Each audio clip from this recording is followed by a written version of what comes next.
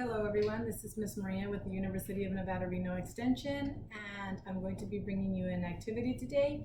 We're going to be doing something as simple as blowing up balloons without using our mouths or without using a machine. Only things we will be using is some vinegar and baking soda.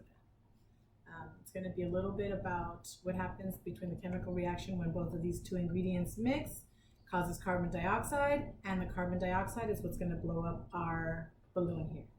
So give us 1 second here while we prepare everything, and then I will go ahead and show you what's going to happen. Bye. All right, we're going to begin by holding open the balloon. Little assistant is going to pour the baking soda inside.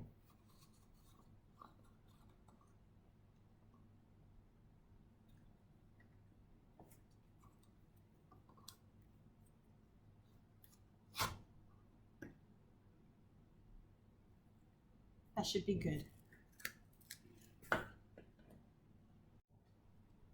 Once we've done that, we're going to take our balloon, place it over the opening of a water bottle.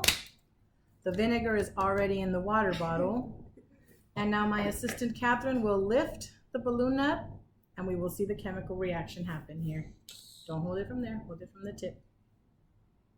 Lift it up. Oh. Ah, Mom, help, help, help, help, help. And as you can see, the balloon is beginning to get filled up with the carbon dioxide that is inside of the balloon. Simple way for children to see the gas that is being formed.